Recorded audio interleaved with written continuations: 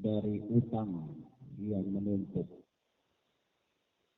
Ini dikalahkan oleh utang, banyaknya utang.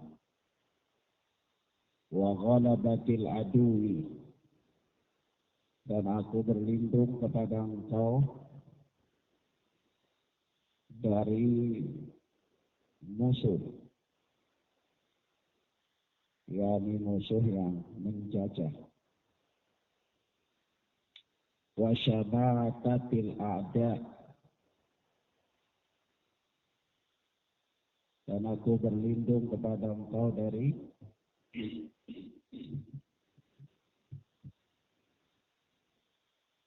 syamatatil a'da.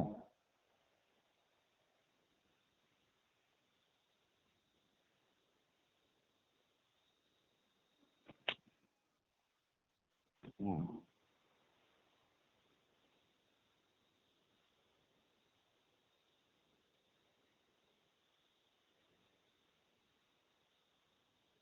sini.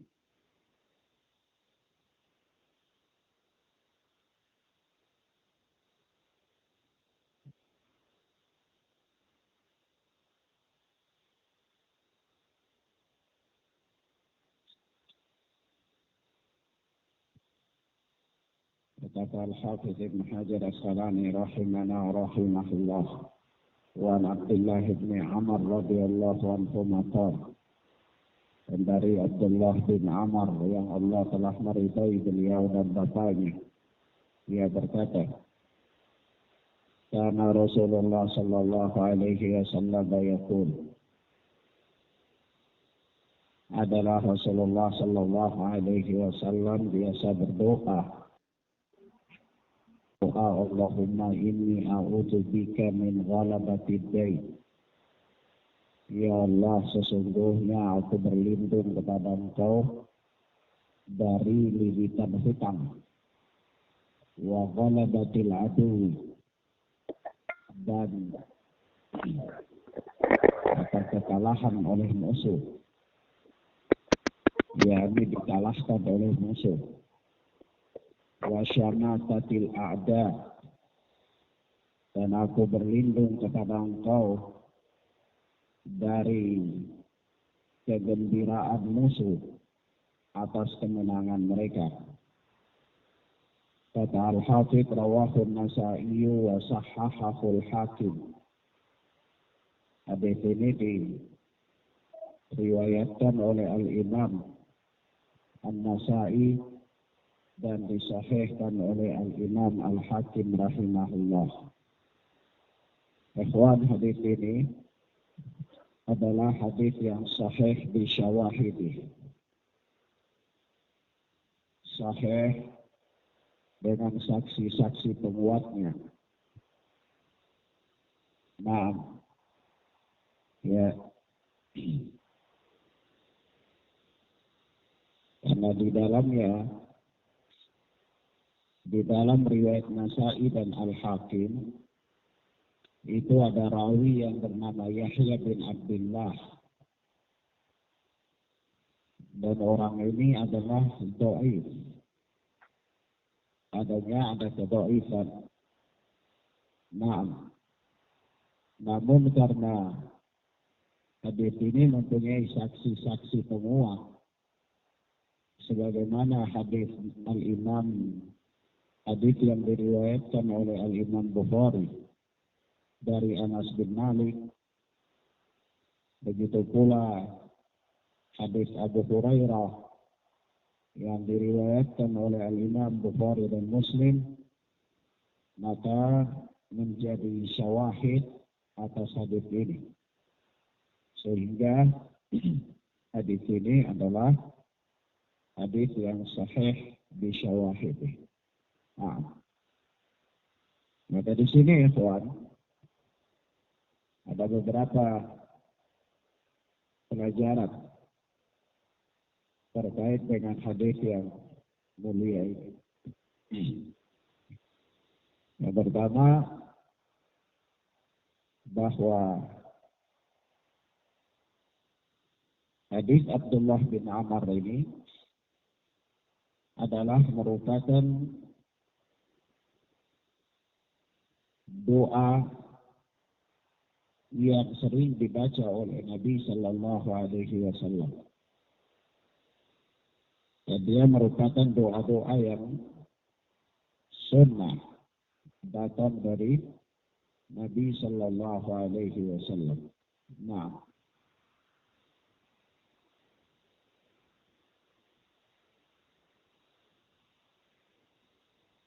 yang kedua, hadis ini menunjukkan kepada kita tentang bahayanya utang. Bahayanya utang piutang. Jadi utang piutang maksudnya orang ya tidak melaksanakan atau tidak membayar utang piutang yang ada padanya.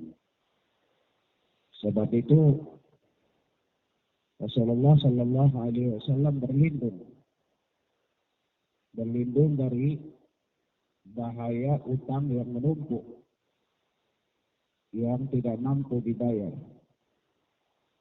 Karena sebagaimana telah berlalu dalam pelajaran kita, yakni pada Kitabul Janaiz, di sana ada hadis-hadis yang Rasulullah Sallallahu Alaihi Wasallam menolak untuk menyolati jenazah yang masih mempunyai utang sampai dibayarkan utangnya. Nah, demikian pula yang ketiga, hadis yang mulia ini Rasulullah Sallallahu Alaihi Wasallam berlindung dari penjajahan, yakni dari dikalahkan oleh musuh. Karena memang dikalahkan oleh musuh itu mendatangkan banyak kemudaratan dan bahaya terhadap kaum muslimin. Bisa diusir dari kampung halaman, para wanita dan anak-anak bisa dibantai, dijajah, diperlakukan secara tidak terhormat dan seterusnya. Maka dari itu apa? Rasulullah Sallallahu Alaihi Wasallam berlindung dari yang demikian. Karena dikalahkan oleh musuh adalah merupakan salah satu musibah. Salah satu musibah yang bahayanya menyeluruh. Bahayanya menyeluruh. Nah, baik. Selanjutnya berkata Al-Hafidh Ibn Hajar As-Salani rahimana wa rahimahullah. Wa an Buraidah radhiyallahu anhu qala. Dan dari Buraidah yang Allah telah meridainya, dia berkata, Sami'a an-Nabi sallallahu alaihi wasallam rajulan yaqul. Suatu ketika Nabi sallallahu alaihi wasallam pernah mendengar seseorang berkata dalam doanya, Allahumma inni as'aluka bi anni ashhadu annaka anta la ilaha illallah. Allahumma inni as'aluka bi anni ashhadu annaka anta Allahu la ilaha illa Allahu la ilaha illa anta. Al-ahadu samad alladzi lam yalid wa lam yulad wa lam yakul lahu kufuwan ahad. Qala maka Rasulullah sallallahu alaihi wasallam bersabda, laqad sa'ala Allah bismihi alladhi idza su'ila bihi ata wa idza du'iya bihi ajaba. Sungguh orang ini telah meminta atau berdoa kepada Allah dengan menggunakan nama Allah, yang apabila Allah diminta dengan nama tersebut, niscaya Allah akan memberi. Wa idza du'iya bihi ajaba. Dan apabila dia berdoa kepada Allah dengan nama tersebut, niscaya ajabah. Allah akan mengabulkannya. Nah, kata Al-Hafidz, akhrajahu al-arba'ah wa sahhahahu Ibnu Hibban. Hadis ini diriwayatkan oleh yang empat, yaitu Al-Imam Abu Daud, Tirmidzi, Nasa'i, dan Ibnu Majah. Wa sahhahahu Ibnu Hibban, dan disahihkan oleh Al-Imam Ibnu Hibban, rahimana wa rahimahumullah.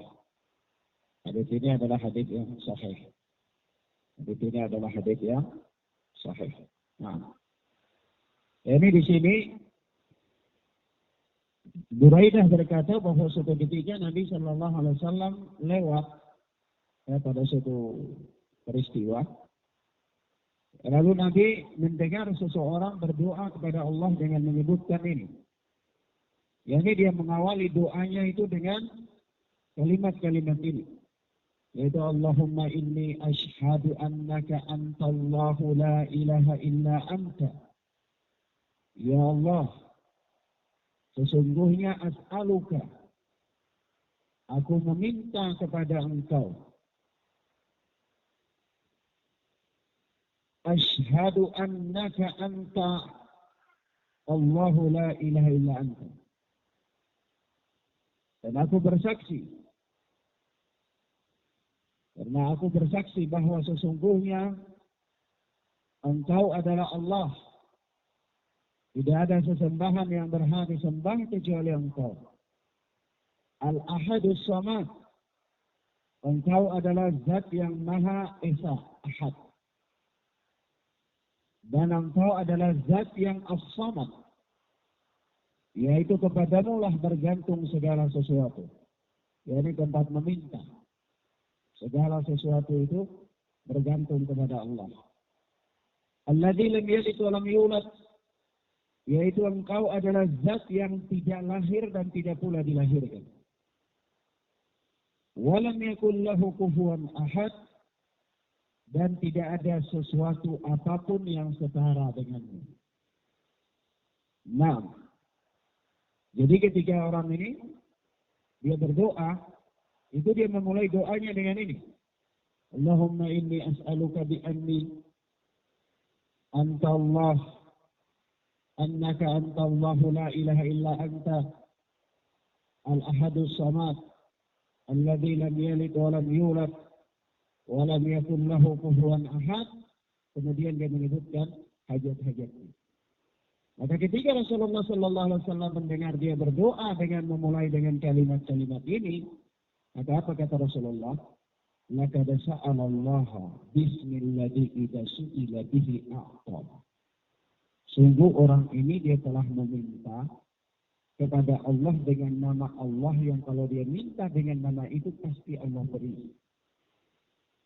Nah, wa idza du'iya bihi, dan apabila dia berdoa kepada Allah dengan nama tersebut, ajab, pasti Allah kabul. Insyaallah ya. Nah, hadis ini adalah hadis yang sahih. Maka ya, di dalam hadis yang sahih ini ada faedah-faedah penting ya. Ada faedah-faedah penting. Yaitu yang pertama bahwa disunnahkan berdoa kepada Allah Subhanahu wa taala atau memulai doa kepada Allah Subhanahu wa taala dengan menyebut nama-nama dan sifat-sifat Allah. Menyebut nama-nama dan sifat-sifat Allah. Sebagaimana Allah Tabaraka wa taala berfirman, "Walillahi asmaul husna fad'uuhu biha." Ya, Allah Subhanahu wa taala mempunyai nama-nama yang mulia, maka berdoalah kepada Allah. Mintalah kepada Allah dengan nama-nama tersebut. Nah, nama-nama Allah itu baik. Nama-nama Allah itu mulia. Dan nama-nama Allah Tabaraka wa taala itu, Allah mempunyai nama-nama dan sifat-sifat yang mulia, yang pantas bagi Allah. Yang tidak ada sesuatu pun yang serupa dengan nama dan sifat-sifat tersebut. Dan dianjurkan bagi seseorang untuk berdoa kepada Allah, memulai doanya dengan menyebut nama-nama dan sifat-sifat Allah. Nah, dan di antara nama-nama dan sifat-sifat Allah adalah disebutkan dalam hadis ini, yaitu Al-Ahadu As-Samad. Yaitu Allah Esa dan Allah adalah As-Samad.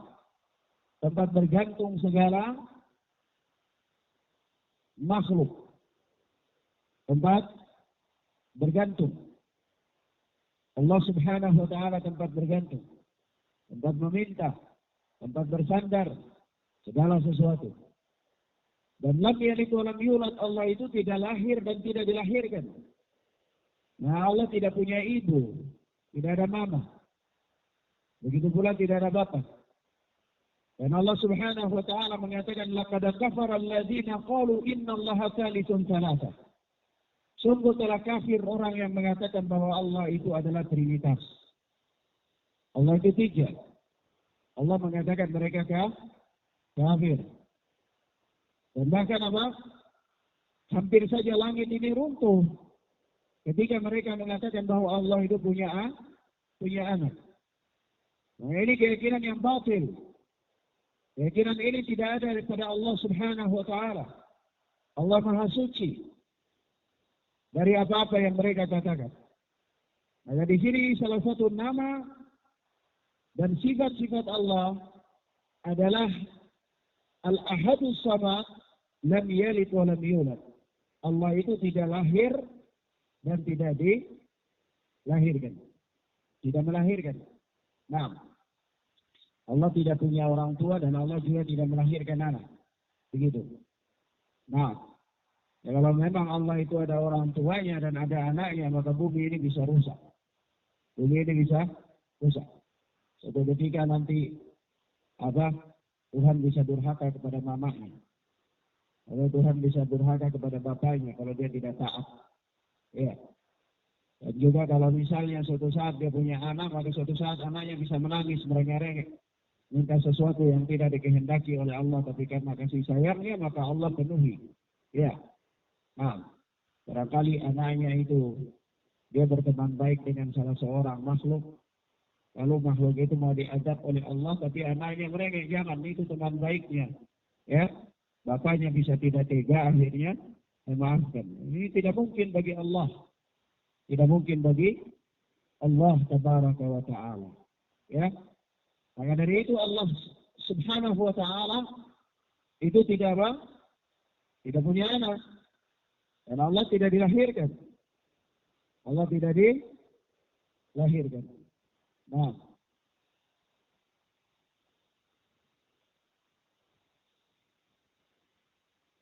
baik. Dan ini menunjukkan tentang keesaan Allah Subhanahu wa Ta'ala.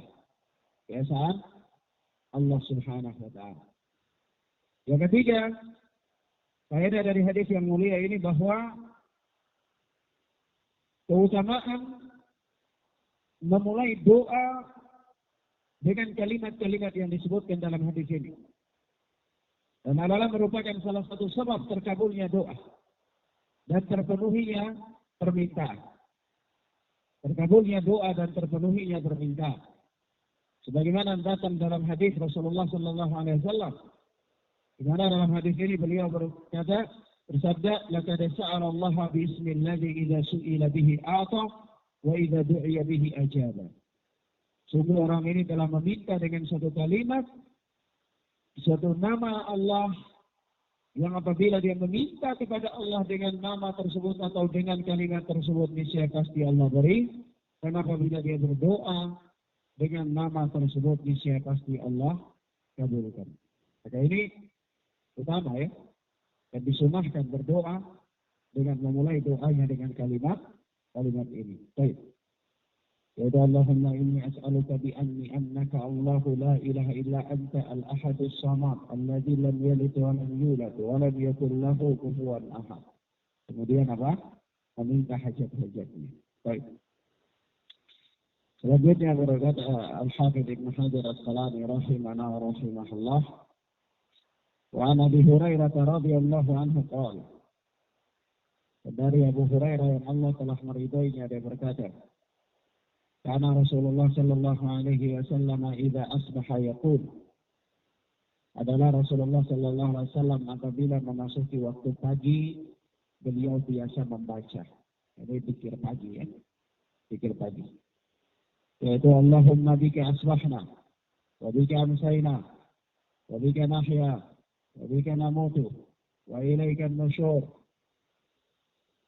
Adalah Abu Hurairah, adalah Rasulullah sallallahu alaihi wasallam apabila memasuki waktu pagi, beliau biasa membaca zikir pagi.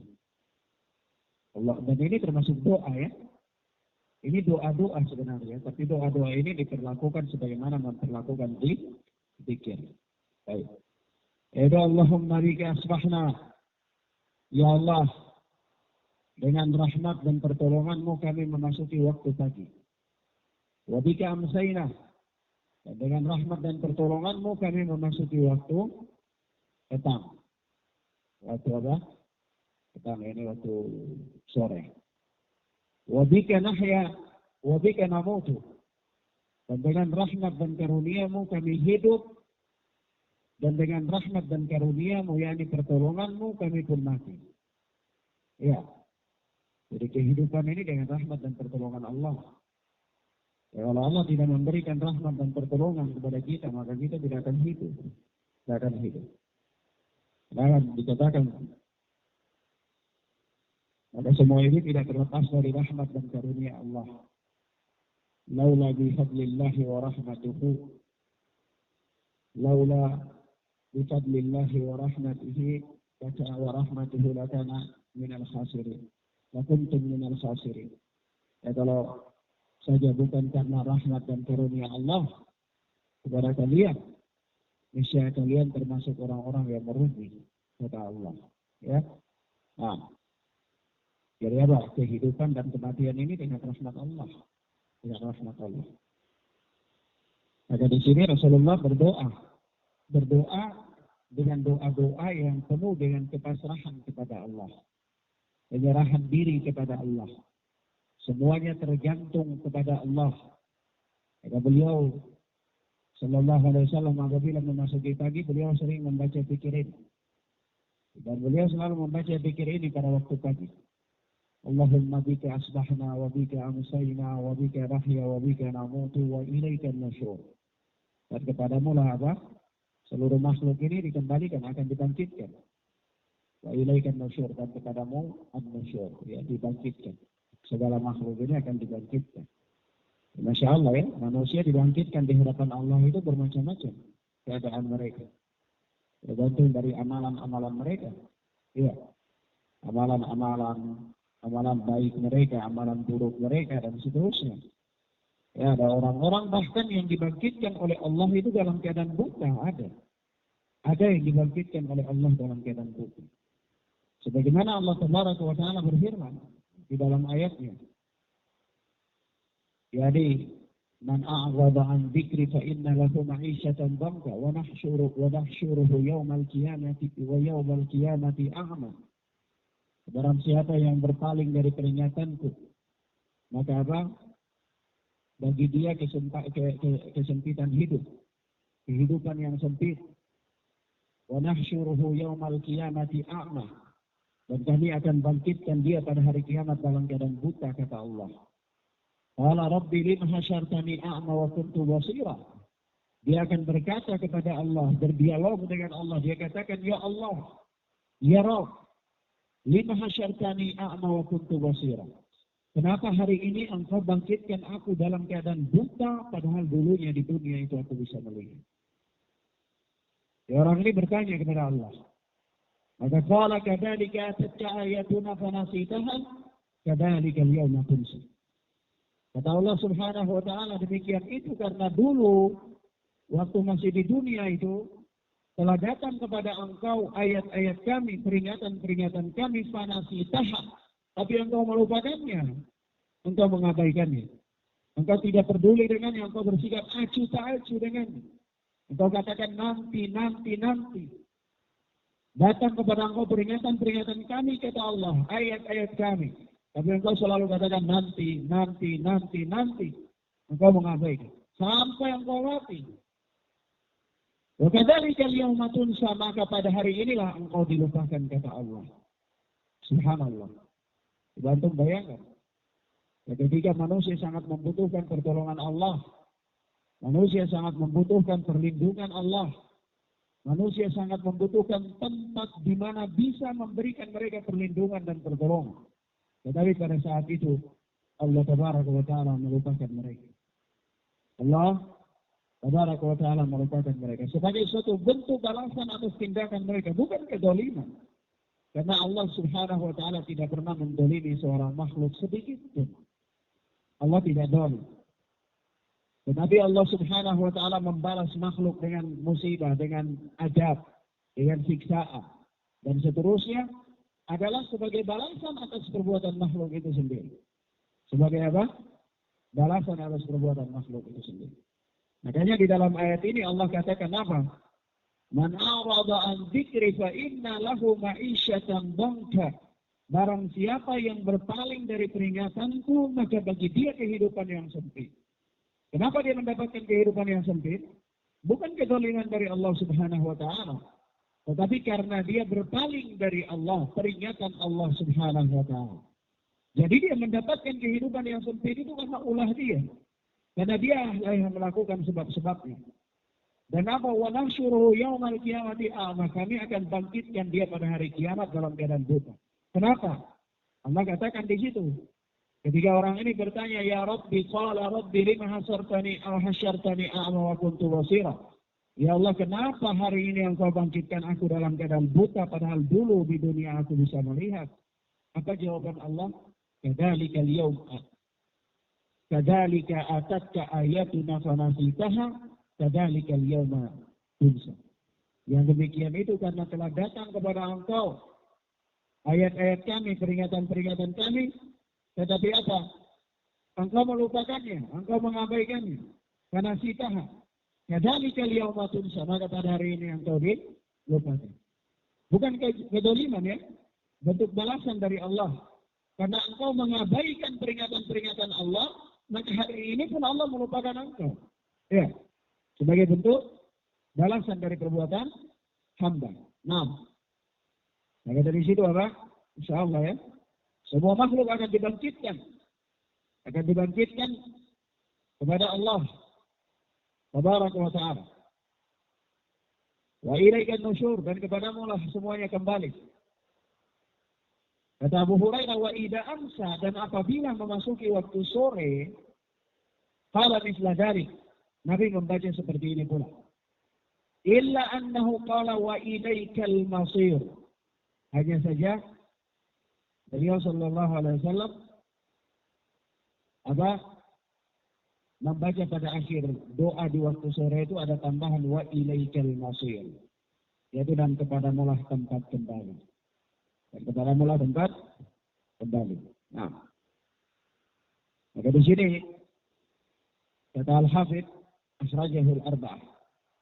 Hadis ini diriwayatkan oleh yang 4, yaitu Abu Daud, Tirmidzi, Nasai, dan Ibnu Majah. Abu Daud, Tirmidzi, Nasai, dan Ibnu Majah.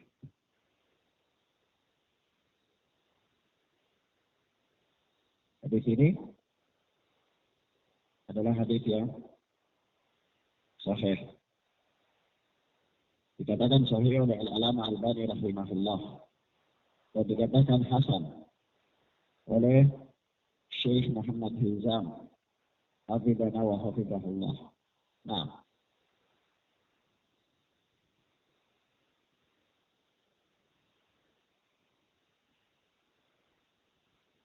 baik, di dalam riwayat Nasai itu Nabi Shallallahu Alaihi Wasallam membaca di waktu sore juga kalimat wa ilaikan nusyur. Jadi tidak ada penggantian di situ ya.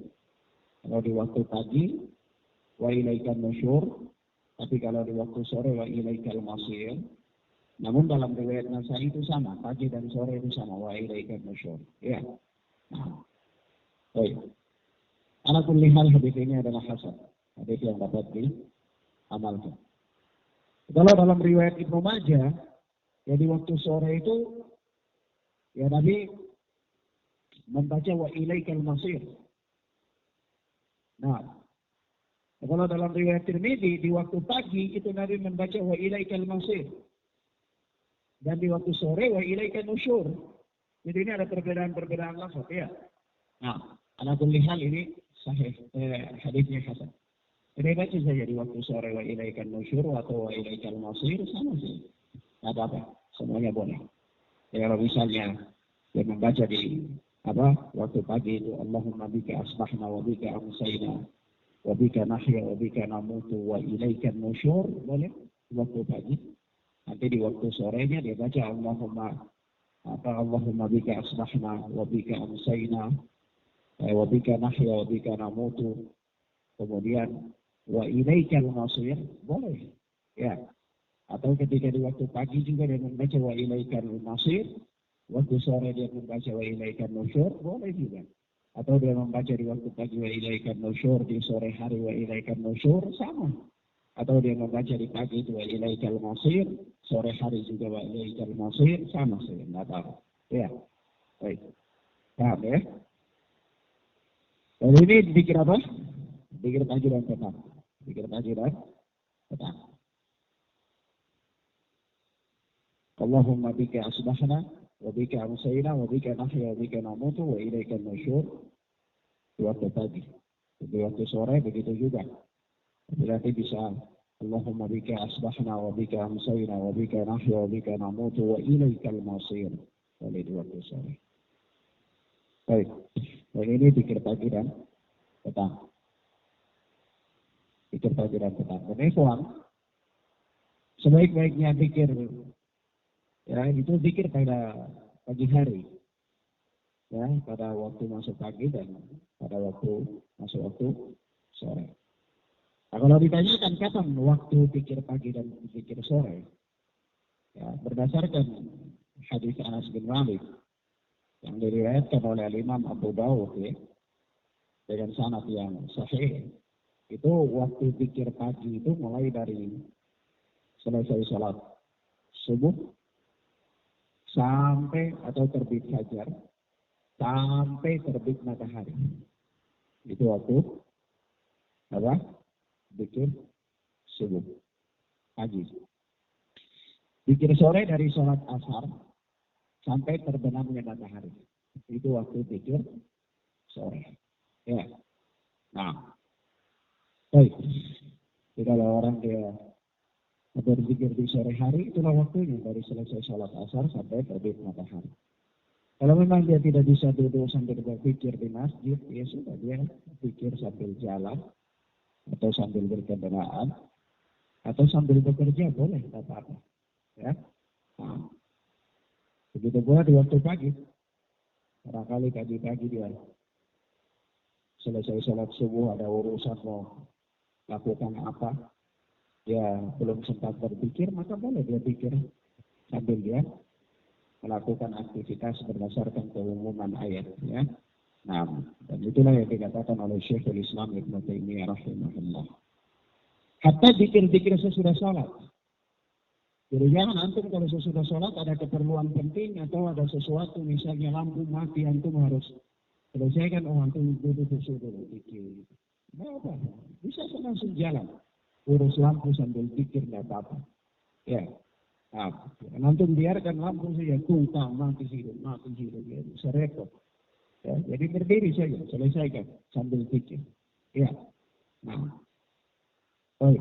Begitu juga kalau sound system tiba-tiba mati, ya sudah, ada zikir, ya sudah, berdiri, matikan sound system sambil zikir.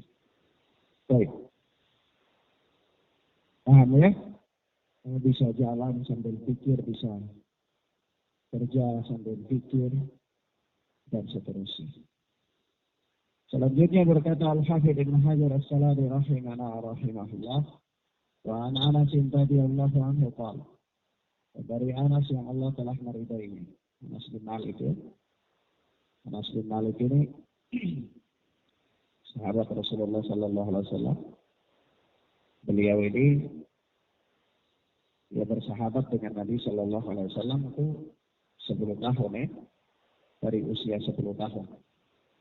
Jadi dari usia 10 tahun itu Ummu Sulaim itu sudah datang bahwa anaknya Anas bin Malik yang umur 10 tahun itu untuk tinggal dengan Rasulullah. Untuk berkhidmat kepada Rasulullah. Nah, ini orang tua yang tahu ya. Yang tahu betapa pentingnya persoalan agama. Nah, kalau orang tua kita ini kan jangan pada umur 10 tahun. Umur 20 tahun saja dia mesti jadi tentara. Atau jadi polisi. Ya. Nah, atau dia harus kuliah, kalau tidak kuliah berdosa. Ya, nanti kasihan kalau dia tidak kuliah kan dikubur dia ditanya sama malaikat nanti dikubur, kenapa kamu tidak kuliah? Nah, repot, namanya bisa berdosa nanti kalau dia tidak kuliah. Nah, ini apa? Musibah. Ini musibah. Musibah besar. Dan tidak disadari oleh para orang tua. Nah, mestinya anak-anak kita itu ketika dia masuk kuliah dia jadi liberal. Ketika dia belum kuliah rajin ngaji, begitu dia kuliah jadi liberal. Jadi radikal. Jadi macam-macam. Karena memang otaknya dicuci di kampus, masuk HMI. Dibilang Tuhan itu tidak ada sejenak. Ya. Insya Allah. Batil. Sampai-sampai ada training HMI itu wilayah bebas Tuhan. Ngeri. Ya. La haula wala quwata illa billah. Kufur. Kekufuran. Nah, ini bahaya. Dan ini orang tua senang. Anak-anaknya mau kayak gitu. Ya, kalau anak-anak yang ngaji Al-Quran, belajar sunnah, rajin ke masjid, jangan. Jangan. Orang tuanya risau. Pikir sedih. Aneh. Aneh. Ajaib. Aneh bin ajaib. Pangkat 3. Maka bahaya memang. Pola pikir orang tua. Maka di sini orang-orang tua ini memang harus berikan kesadaran. Berikan kesadaran. Supaya mereka sadar. Ya, kalau orang tuanya sudah jahil, mahlul, ya kalau bisa anaknya jangan jahil, ya kan? Dia harus ajar anaknya, dia harus motivasi anaknya supaya anaknya jadi, karena ya itulah yang dia punya. Idza mata ibnu Adam intaka amaluhu illa min salat. Apabila seorang anak Adam mati, terputuslah segala perkara kecuali 3 saja.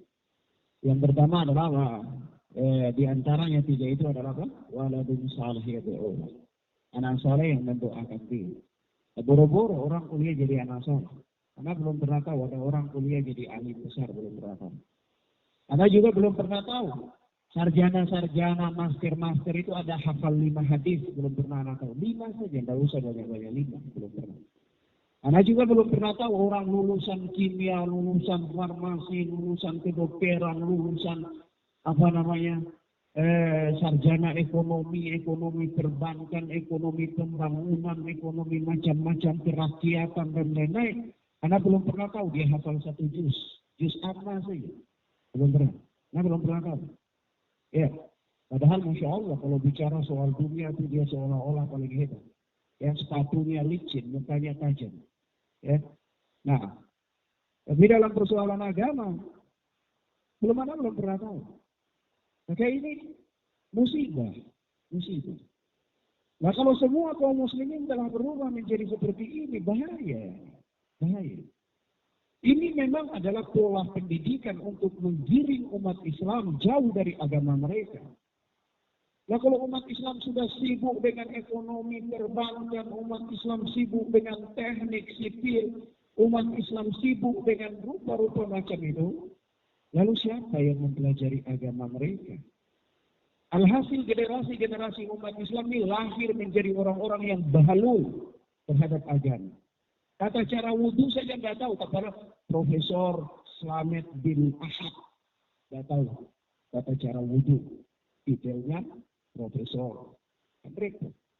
Profesor namanya Yahya. Nama Nabi lagi. Tapi apa? Tata cara sholat nggak tahu. Padahal kepalanya sudah botak. Entah pikir apa. Ya. Maka di sini bahaya. Padahal kita tahu sendiri ya.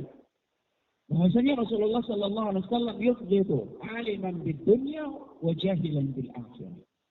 Itu Allah murka, Allah benci orang yang alim, pintar terhadap ilmu dunia tapi jahil terhadap ilmu akhirat. Yang mendapatkan kemurkaan Allah. Mendapatkan apa? Kemurkaan Allah.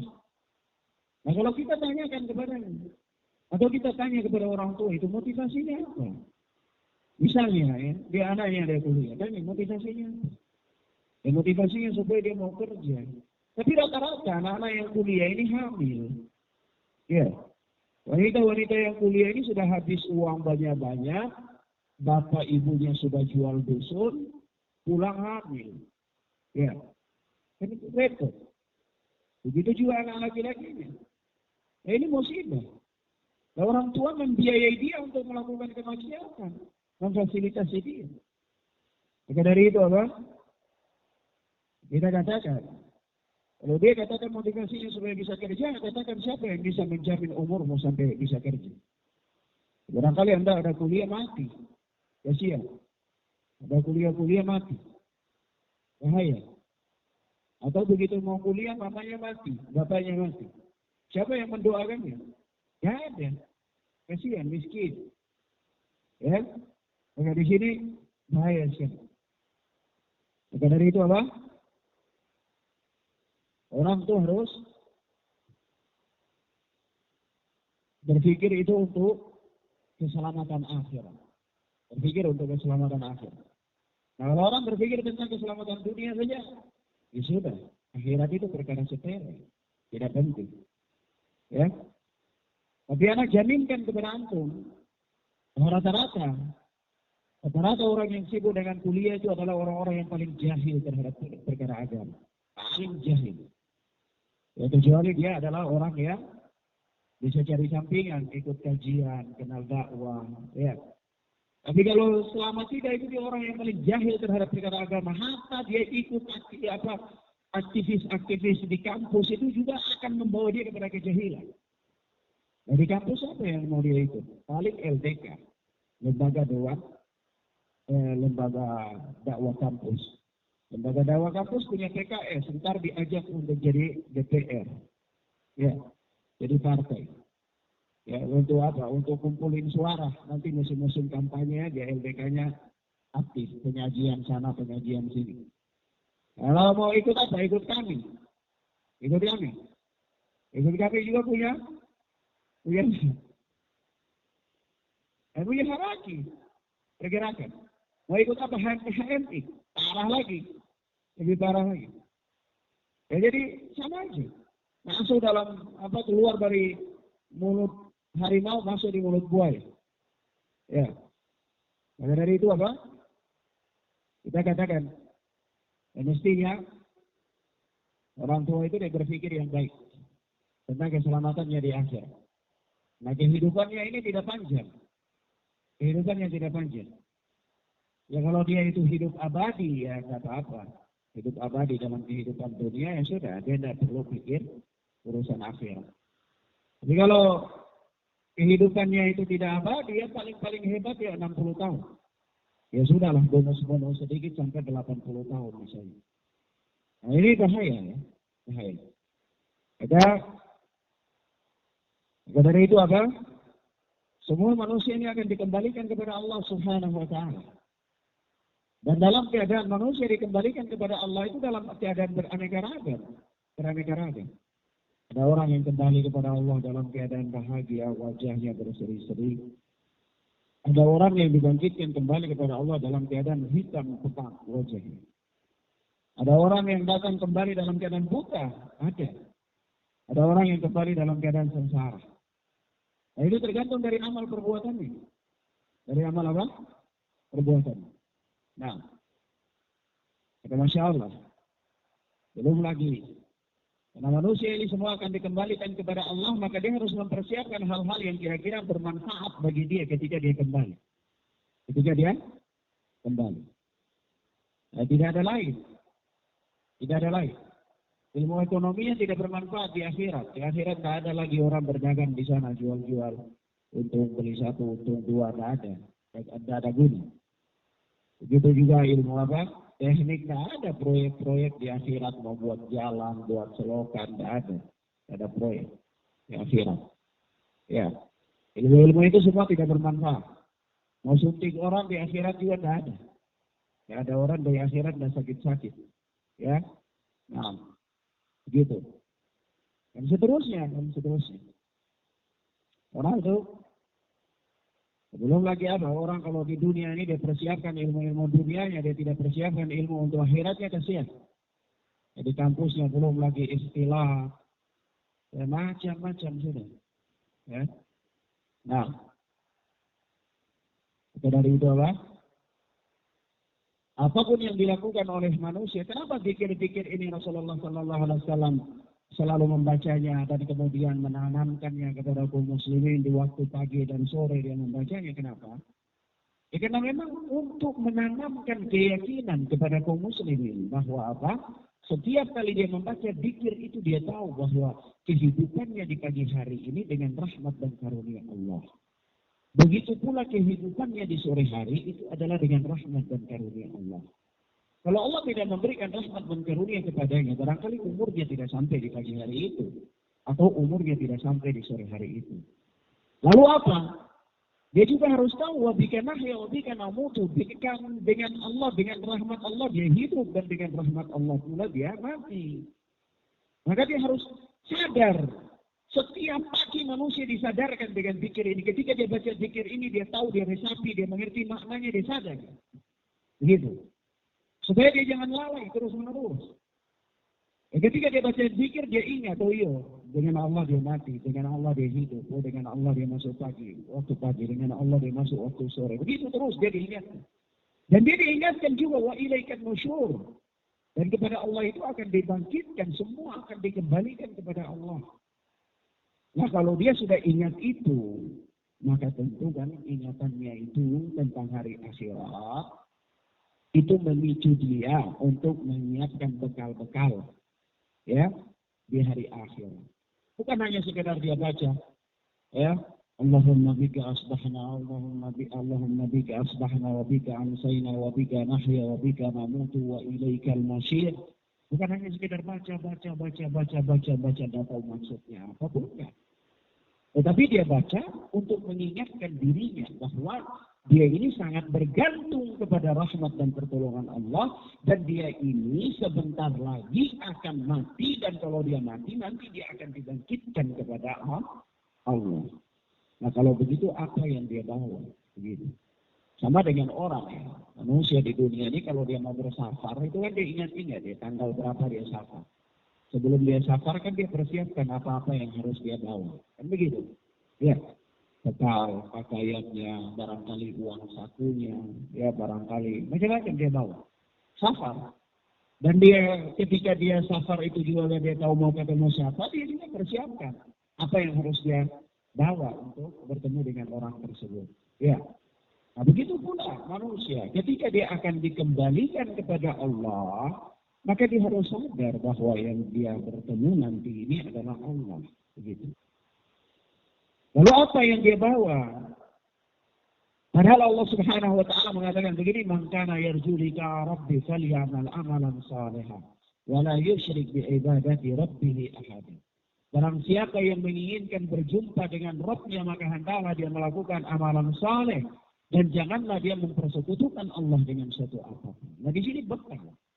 Nah, orang yang ingin bertemu dengan Allah dalam keadaan mendapatkan rahmat dan karunia Allah, dia harus membawa bekal. Bekalnya apa kata Allah? Falyamal amalan shalihan. Maka hendaklah dia beramal dengan amalan saleh. Baik. Selanjutnya berkata Al-Hafidz Ibnu Hajar Asqalani rahimahullah. Wa Nabi Hurairah radhiyallahu anhu qala. Dari Abu Hurairah yang Allah telah meridainya, dia berkata,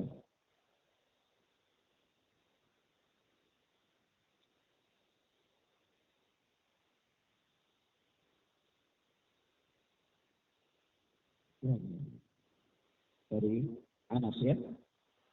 Wa Anas radhiyallahu anhu.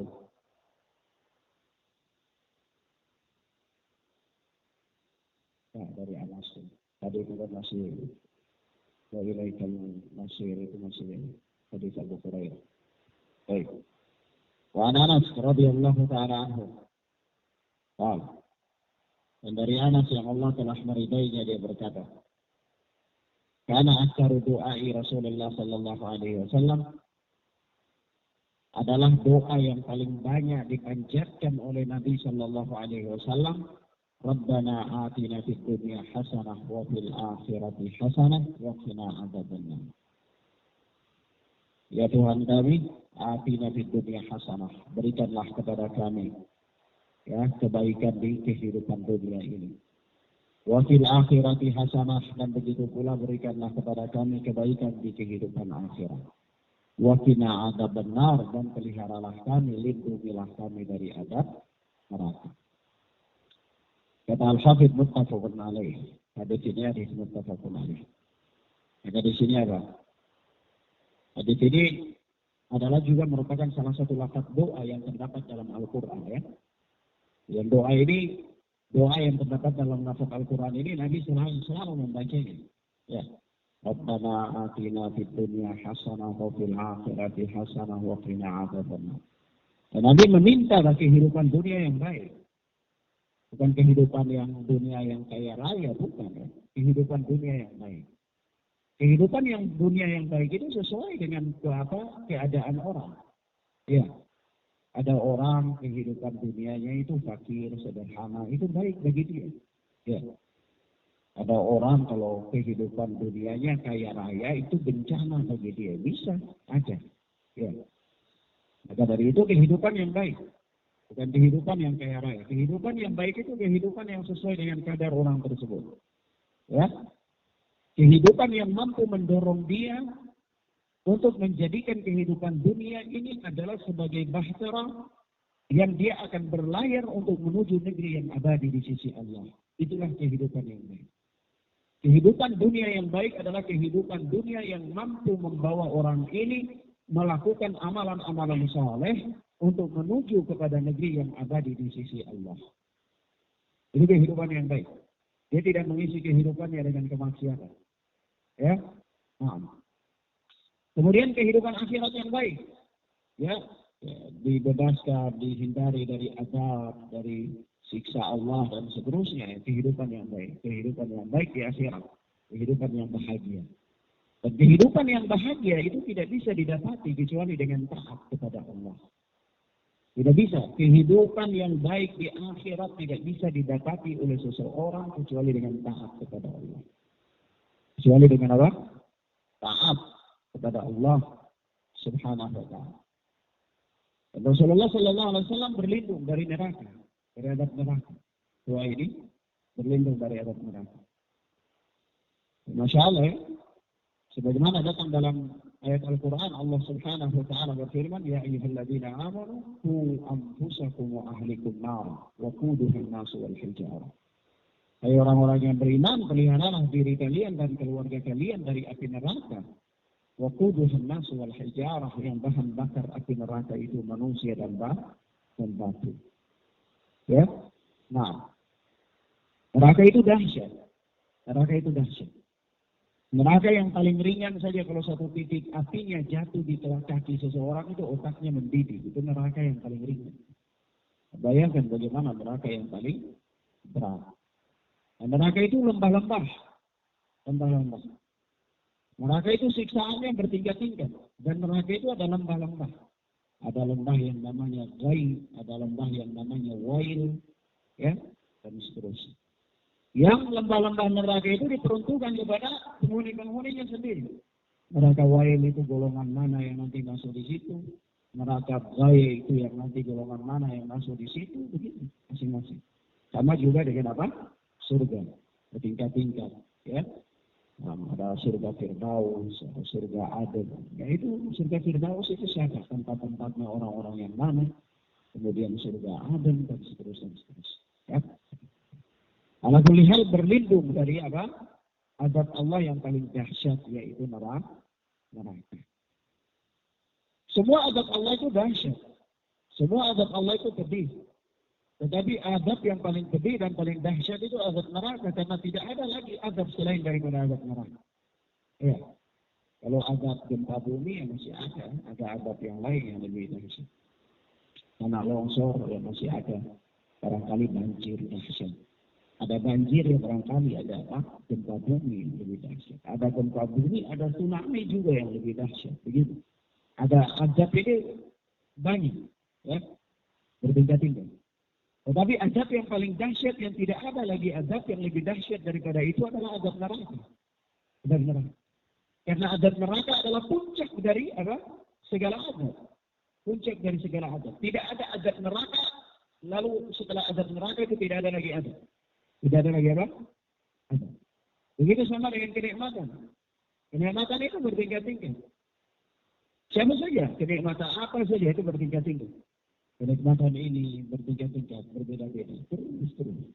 Tapi puncak dari segala kenikmatan itu adalah surga. Dan tidak ada lagi setelah surga itu, tidak ada lagi kenikmatan. Kenikmatan di surga sudah. Dan nanti kenikmatan di dalam surga itu bertingkat-tingkat sesuai dengan apa?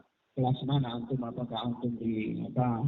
Kelas bisnis atau eksekutif atau antum ekonomi yang barangkali di emperan-emperan surga. Barangkali. Ya. Ada antum barangkali di VIP, ya, apa orang yang istimewa di kelas apa surga yang istimewa. Ya, tergantung dari amalan. Ya, nah. Tetapi yang jelas surga adalah puncak kenikmatan. Tidak ada kenikmatan setelah kenikmatan surga. Artinya dalam tanda kutip, anak maksudkan itu tidak ada lagi kenikmatan yang lain lebih daripada kenikmatan surga. Baik, begitu pula tidak ada azab yang lain melebihi adab neraka. Nah, maka dari itu Rasulullah SAW selalu berdoa dengan ini. Dan doa ini paling banyak Rasulullah baca.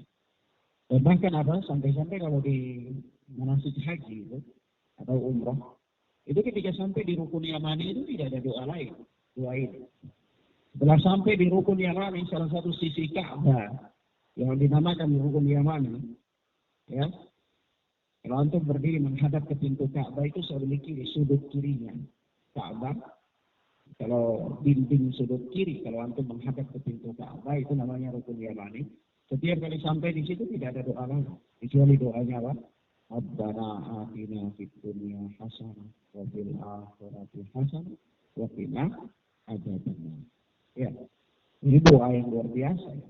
Doa yang luar biasa. Bagaimana kalau Allah memberikan kehidupan dunia yang baik bagi seseorang? Luar biasa. Begitu pula Allah memberikan kehidupan akhirat yang baik bagi seseorang. Dan Allah tambah lagi, ya, Allah menyelamatkan orang itu dari azab neraka. Nah,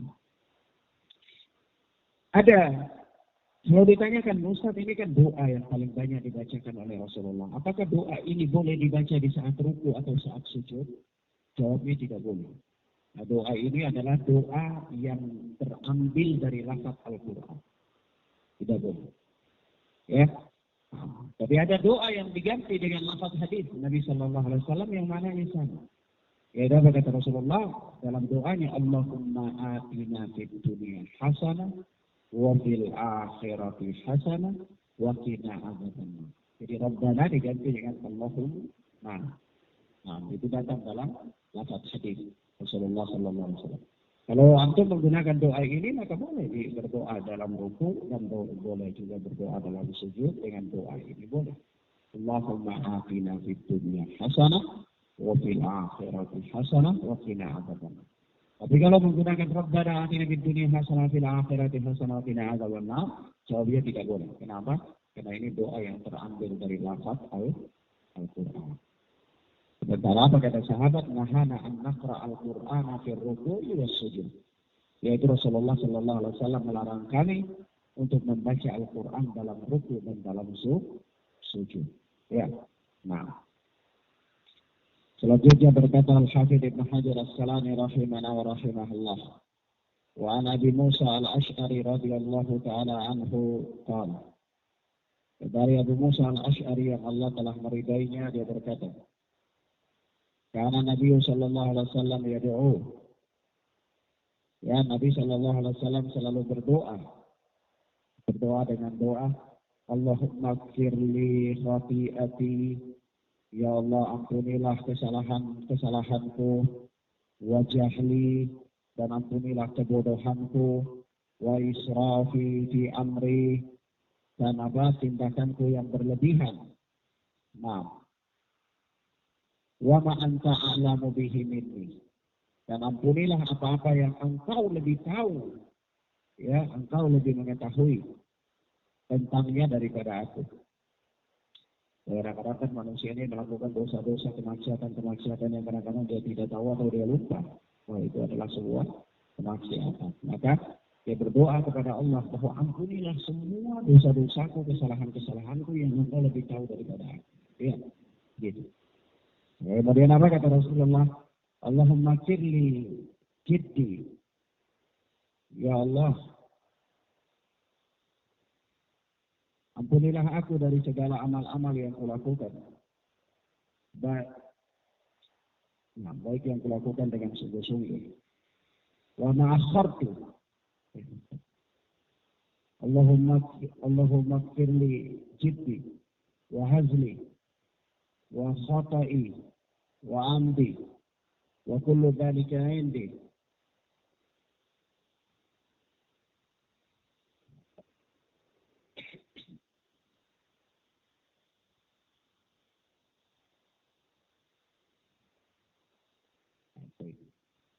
اللهم اغفر لي خطيئتي وجهلي وإسراف أمري وما أنت أعلم به مني.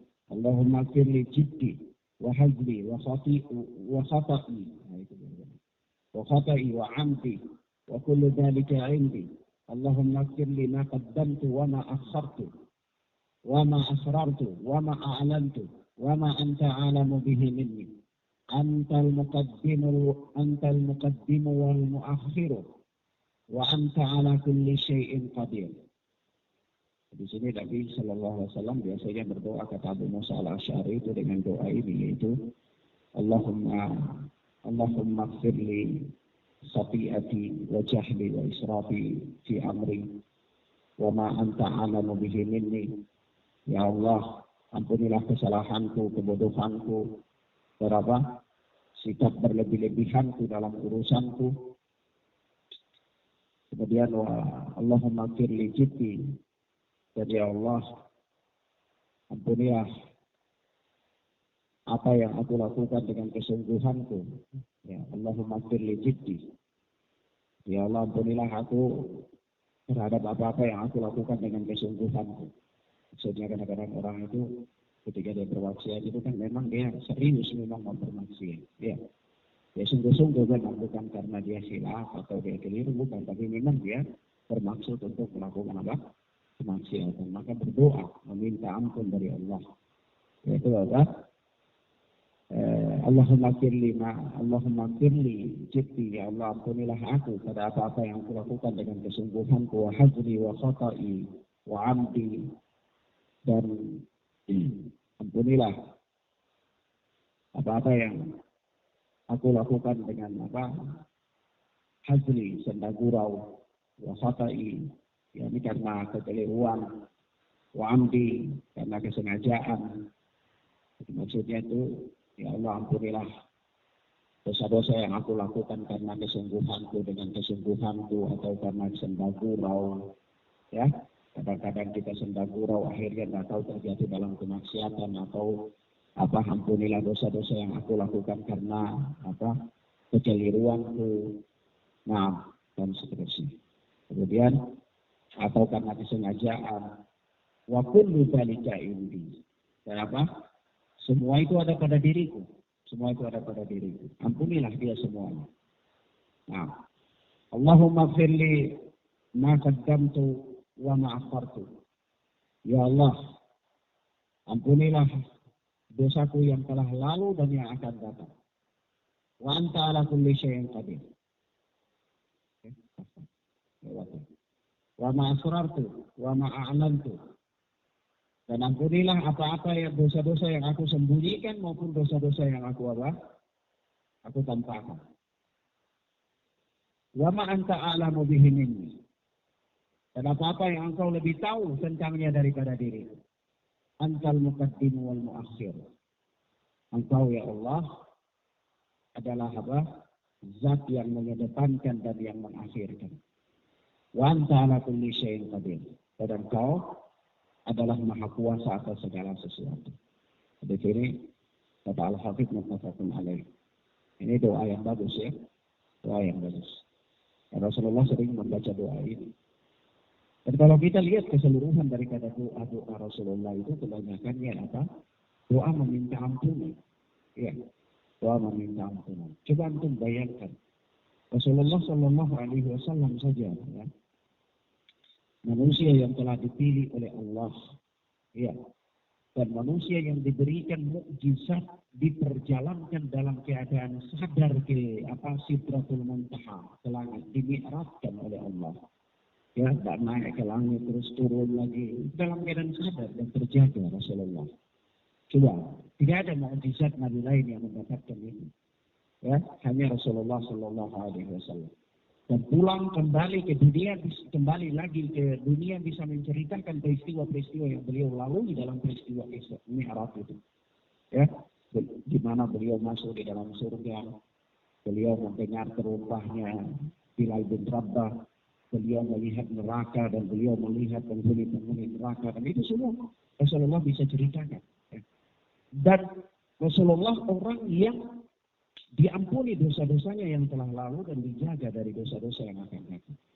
Tapi kalau kita lihat daripada doa-doa Rasulullah, kebanyakan itu meminta ampun dari dosa-dosa. Iya, subhanallah. Maka tentu ya, apalagi kita. Maka tentu kita memperbanyak. Kita ini kan kadang-kadang kita berdoa khusyuk itu kalau kita ada gundah gulana dalam urusan dunia. Ya Allah, mudah-mudahan saya lulus ya, di tahun ini. Ya Allah, ini bacanya kita berdoa. Sedih banget doanya. Tapi kita cuma mau minta lulus. Ya, tidak apa-apa sih. Itu menunjukkan memang kita butuh kepada Allah ya. Atau kita berdoa, ya Allah, kasih saya garam ya Allah. Gula di rumah sudah habis ya Allah. Ya, sedih kita berdoa. Sedih. Tapi ini kan urusan dunia. Sebenarnya tidak apa-apa sih, minta kepada Allah semua urusan kita ya. Tapi kalau kita lihat orang-orang soleh dalam berdoa ini, masalah-masalah ini kecil. Mereka tidak pernah berdoa sampai khusyuk, apalagi sampai nangis-nangis. Kita, oh Masya Allah orang ini luar biasa, dia doa khusyuk, nangis. Padahal nangis karena belum bayar utang. Ya, ini Masya Allah. Maaf. Jadi kalau orang-orang soleh bukan itu. Ya. Orang-orang soleh berdoa ya. Doa sampai nangis-nangis itu karena dosanya. Memohon kepada Allah supaya Allah ampuni dosanya. Ya Allah, dia punya banyak kedoliman, dia punya kemaksiatan, dia punya ini dan itu. Maka ampuni dia ya Allah, sampai nangis-nangis gitu.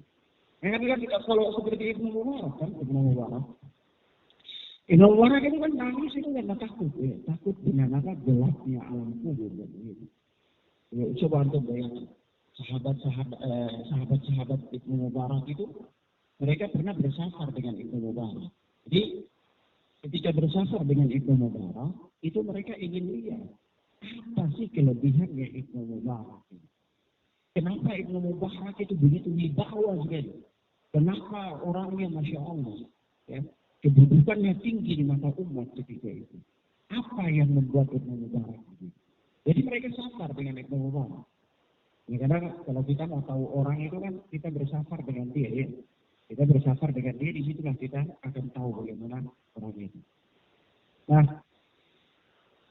ketika Ibnu Mubarak sholat sunnah, mereka juga sholat sunnah. Ibnu Mubarak melakukan amalan-amalan sunnah sama dengan mereka.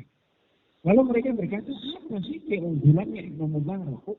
Ibnu Mubarak melakukan amalan sunnah, kami pun melakukan amalan sunnah. Sama, apa bedanya? Kenapa kami tidak mencapai posisi yang dicapai oleh Ibnu Mubarak? Padahal soal amalan kami sama, tidak ada beda. Lalu suatu ketika mereka mampir di suatu tempat, mereka bermalam di padang sahara, padang pasir. Mereka buat kemah, mereka tidur, menyalakan api, tidur di situ. Tiba-tiba di malam hari itu lampu padam. Begitu lampu padam gelap, teman-temannya bergegas keluar cari sesuatu yang bisa digunakan untuk menyalakan api. Ya memang dulu itu kan nggak ada smoking, ya. Orang nggak jalan bawa-bawa korek api karena mau isap rokok. Ya. Ya, kalau zaman itu ya, zaman itu memang ada juga orang yang merokok ada, tapi ya lain lagi mungkin bentuknya ya. Maka apa? Di situ teman-temannya keluar, mereka balik, mereka nyalakan api itu ternyata jenggot-jenggotnya Ibnu Mubarak itu basah semua, seperti dia baru selesai kena hujan. Ini belum kenapa? Ditanyakan diri, ada apa? Ada apa dengan? Kenapa? Teman-temannya sudah panik, kira terjadi apa-apa terhadapnya. Kata Ibnu Mubarak, ketika gelap ini, saya bayangkan bagaimana gelapnya alam kubur. Kata teman-temannya, oh ini yang membuat Ibnu Mubarak itu berbeda dengan kami. Rasa takutnya kepada Allah Taala, rasa dekatnya kepada Allah, inilah yang membuat dia berbeda dengan kami. Kalau soal amalan kami sama, tapi soal rasa takutnya ini Ibnu Mubarak, inilah yang membuat dia punya derajat itu lebih tinggi dari kami. Coba kau bayangkan. Nah, ketakutkan mereka kan untuk urusan-urusan itu. Tapi kalau kita ini ya macam-macam, ada orang mau takut untuk urusan akhirat. Nah, hampir-hampir manusia hari ini mereka lupa kalau ada kehidupan setelah kehidupan dunia. Hari ini kalau kita mau melihat manusia seolah-olah mereka lupa nanti mereka mati. Tidak. Karena kita lihat ya, kalau orang dia ingat nanti dia mati itu kan berarti dia beramal ya. Dia mempersiapkan segala sesuatu untuk kepentingan akhiratnya nanti kalau dia mati. Tapi kalau kita lihat orang hari ini kan dia tidak mempersiapkan dirinya untuk itu. Berarti dia ini hidup kekal. Ya. Dia lupa kalau nanti dia mati. Yang dia persiapkan itu urusan dunia saja. Tidak ada orang stres itu karena tidak ibadah. Tapi hari ini kita lihat orang stres itu kalau SP datang TGU. Ya. Inilah persoalan. Cinta pinjam misalnya. Bank mau sita rumah. Kadang-kadang orang mengatakan, oh, saya paling susah. Apa susahnya? Bank mau sita rumah. Oh, iya. Bingung. Nah, ini subhanallah ikhwan. Coba kita bayangkan doa-doa Rasulullah dari yang kita baca dalam zikir-zikir yang disebutkan oleh Al-Hafidh di dalam Bulughul Maram ini. Kita dapati seluruh doa-doa Rasulullah kisarannya tentang kebaikan akhirat. Meminta diampuni dosa, dimaafkan kesalahan, ya. Dan seterusnya. Itu kisarannya itu tentang akhirat. Kalau kita ini kan sekarang Masya Allah ya. Sampai Rasulullah SAW itu pernah berdoa begini doanya. Allahumma la taj'alid dunya mablagha ilmina wa akbar hammina. Ya Allah, jangan engkau jadikan dunia ini sebagai puncak dari pengetahuan kami dan sebesar-besar ambisi kami. Karena ada orang kan ambisinya itu kan dunia, ya. Ambisinya dunia, bagaimana dia bisa mendapatkan dunia, bagaimana. Tapi kadang-kadang dia belum tercapai cita-citanya, dia sudah mati kasihan. Ya. Nah, akhirnya apa? Ya, mau nikah, sudah mati belum bawa bekal. Tapi apa? Obsesinya dunia saja. Dan pengetahuannya dunia saja. Kalau antum duduk dengan dia, mulai dari dulu sampai antum berangkat, ceritanya urusan dunia saja. Ya. Tidak pernah ada dia cerita tentang urusan akhirat, tidak ada. Maka dari itu Rasulullah SAW berdoa dengan doa yang sangat indah ini. Allahumma la taj'alid dunya mablagha ilmina wa akbar hammina. Ya Allah, jangan engkau jadikan dunia ini sebagai puncak dari pengetahuan kami dan sebesar-besar ambisi kami. Orang kalau ambisinya dunia itu sudah tamat riwayat. Kita tidak bisa bilang apa-apa lagi dengan dia karena targetnya dunia. Kita mau ajak dia untuk berpartisipasi dalam urusan akhirat, oh saya punya urusan sendiri. Begitu, karena urusannya dunia. Jadi kalau antum ajak dia untuk urusan dunia, oh itu cepat. Ya, cepat. Bisa-bisa dia tidak tidur. Asal bahas untuk urusan dunia. Dan kalau antum ajak dia bahas untuk urusan akhirat, antum baru bicara 2 kata dia sudah jatuh. Kenapa? Oh mengantuk. Insya Allah. Ini persoalan. Nah, begitu misalnya kita azan Allah itu. Maka sebenarnya syarat tentang pikir-pikir ini Masya Allah sangat banyak sekali. Tapi itu sudah anak katakan, ya sudah kita baca faedah-faedah yang penting saja. Semoga Allah memberikan kita kesempatan suatu saat kita membahas khusus ya syarat hadis-hadis tentang pikir aja dan pikir petang. Baik.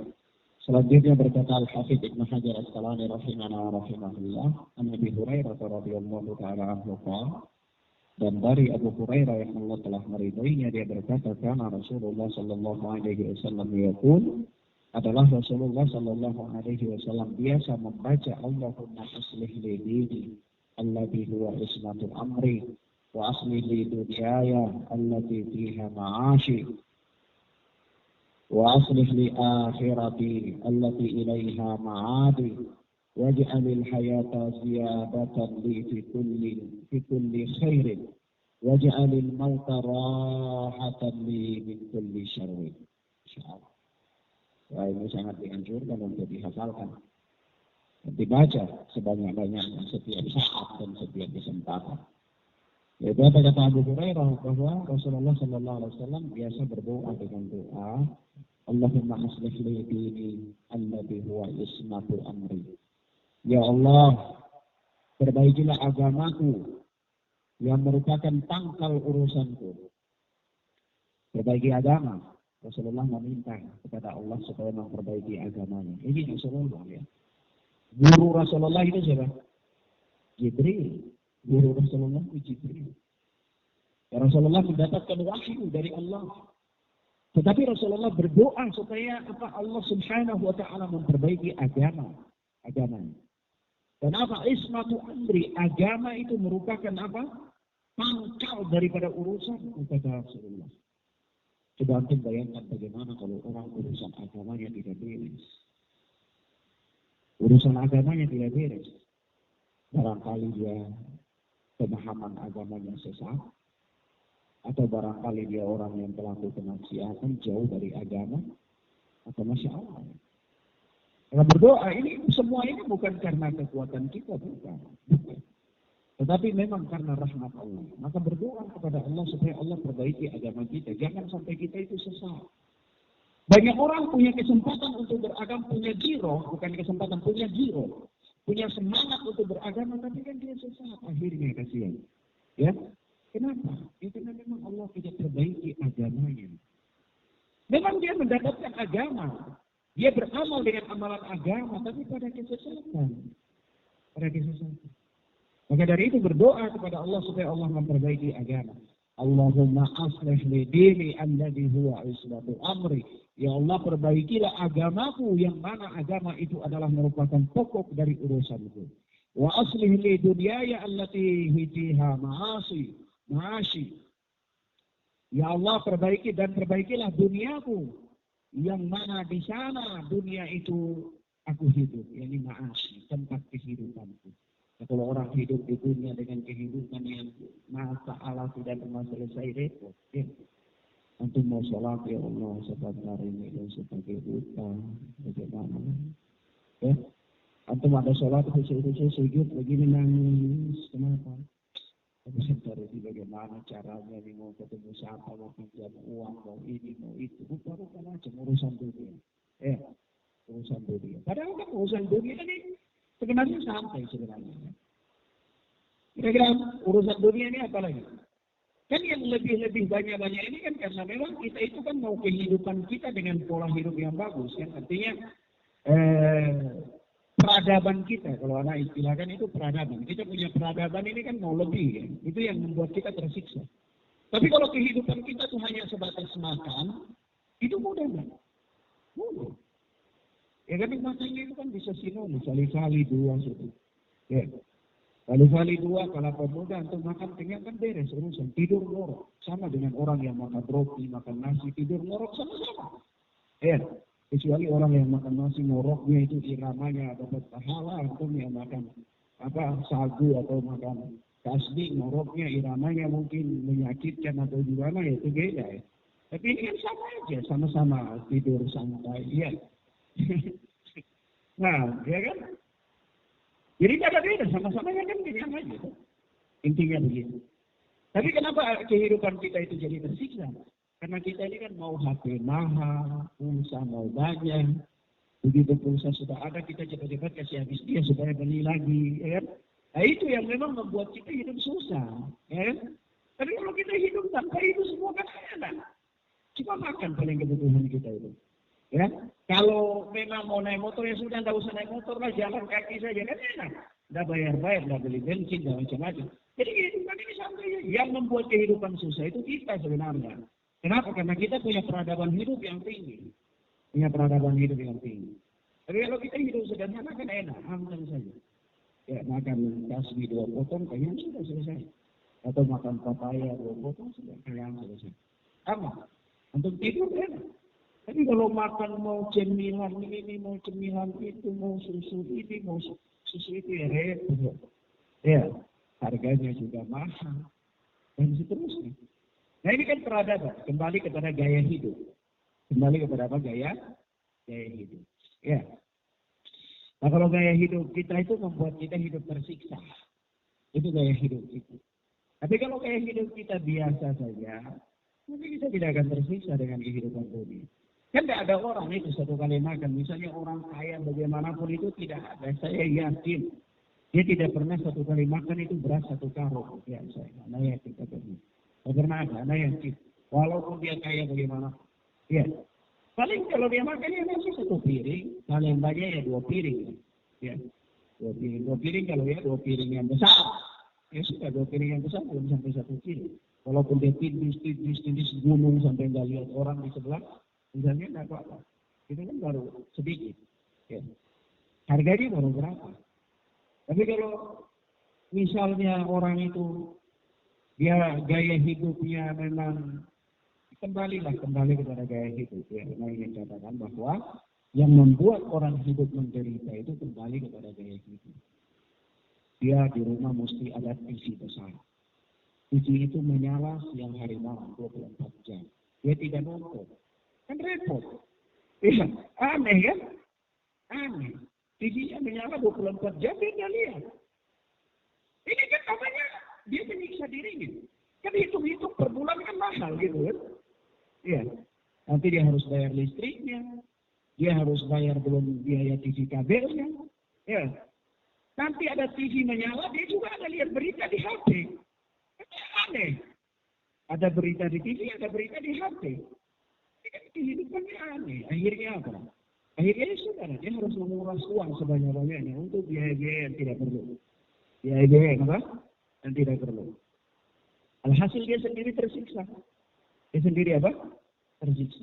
Begitu. Tapi kalau kehidupannya kembali kepada peradaban, anak selalu katakan bahwa ini kembali kepada peradaban, kembali kepada gaya hidup. Kembali kepada gaya hidup. Kalau kita gaya hidupnya itu, ya Masya Allah, gaya hidup yang tidak terarah, itu walaupun kita kaya raya, itu kita jadi orang paling miskin. Ya, jadi orang paling miskin. Anak pernah berteman dengan banyak orang. Ya, bahkan anak pernah berteman dengan orang-orang dari masyarakat jelata seperti kita, kuli bangunan, dan seterusnya, sampai anak berteman dengan para konglomerat.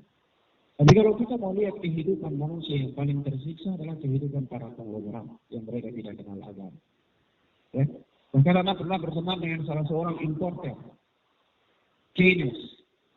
Itu dia di almanak di atas mejanya itu semua tanggal dia lingkar. Anak pernah tanya, bos ini kenapa almanaknya kok dilingkar? Dia bilang nih Pak Ustadz lihat, lingkaran-lingkaran ini semua nih lingkaran-lingkaran bayar utang. Lalu saya lihat loh, bilang ya Pak Ustadz ini kan tidak ada tanggal yang tidak dilingkar kan? Memang tidak ada. Itu berarti semua tanggal itu saya bayar hutang. Dia bilang, oh kasihan bos. Memang itulah. Kadang-kadang kita melihat orang kan penampilan luarnya, dia hebat, tinggal di bangunan tinggi, punya mobil bagus. Tapi kita tidak tahu, setiap hari ini dia bayar hutang. Ya. Setiap hari dia bayar hutang. Saya juga pernah berteman dengan ada salah satu bos farmasi obat di Ambon, termasuk obat-obat besar. Punya aset miliaran di seluruh kota di Indonesia yang punya aset. Tapi kasihan, namanya Bu Vivi. Dia ini Chinese. Tapi kalau setiap ketemu anak itu mengeluh, selalu Ustaz enak ya Pak Ustaz, hidup santai. Ya. Ustaz bisa jalan kemana-mana, saya ini aduh repot, Ustaz. Mau bayar utang, mau begini, mau begitu.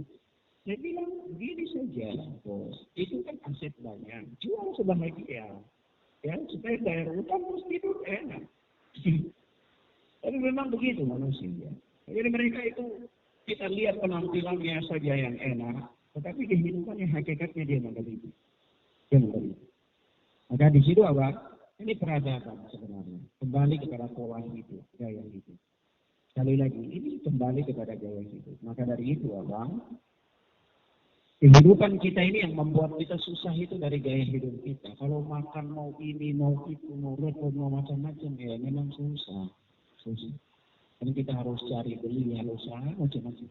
Tapi kalau makan adanya, apa adanya sudah. Kan kita lihat itu, semut itu tidak pernah ada mati kelaparan. Semut tidak pernah mati kelaparan. Kalau ada semut mati kelaparan, nah itu baru memang luar biasa. Kita semua ini bahaya, jangan sampai mati karena lapar. Tapi semut tidak pernah. Ya, tidak pernah. Tidak pernah mati karena lapar. Kita ini ada orang itu pagi makan, siang makan, malam makan. 1 hari 3 kali loh. Makanan tidak pernah kurang. 1 hari 3 kali. Itu belum nyemil-nyemil.